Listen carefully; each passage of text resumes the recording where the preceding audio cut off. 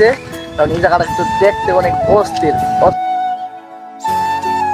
Guys দেন যাতে ready হয়ে গেছে। আরে না সালমান ভাই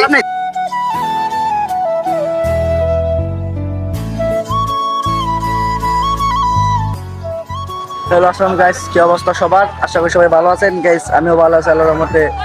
আজকের ভিডিওটা খুবই ইন্টারেস্টিং হতে যাচ্ছে। ভিডিও থাম্বনেল টাইটেল দেখে তো মনে হয় বুঝে গেছেন যে আজকে ভিডিওটা কি নিয়ে হতে যাচ্ছে। হ্যাঁ গাইস, আজকে আমরা আমাদের মেইন চ্যানেলে শুট করতে বেরিয়ে যাব, তাই ভাবলাম এটা নিয়ে একটা ব্লগ করি। আর এখানে সবাই ওয়েট করতেছে, তাই আমরা এবার গাড়িতে ওইটা রওনা দিই। তো গাইস আমরা রওনা দিয়ে দিয়েছি। আমরা বর্তমান বলা যায় না বাতাসের আওয়াজ, কারেন্ট আওয়াজে আর আমরা এখানে গিয়ে পৌঁছাই।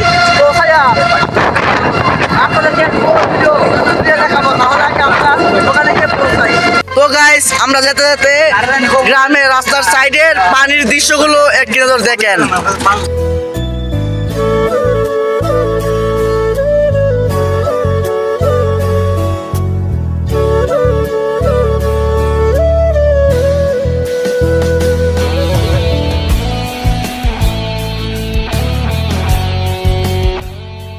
তো গাইস ফাইনালি 40 মিনিট পর আমরা আইসা পড়ছি। হেন অনেকক্ষণ অটোতে বসে রয়েছি, এবার আমরা আইসা পড়ছি।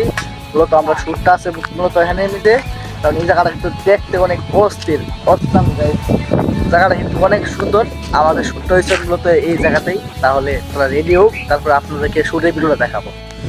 তো গাইস ভিডিও বানানোর জন্য আমি রেডি হয়ে গেছি। আর একজন রেডি হচ্ছে আমাদের জিহাদ, ট্রাফিকের দায়িত্ব নিবে। ট্রাফিকের দায়িত্ব নিতে এসেছে, তাই ওখান রেডি হচ্ছে।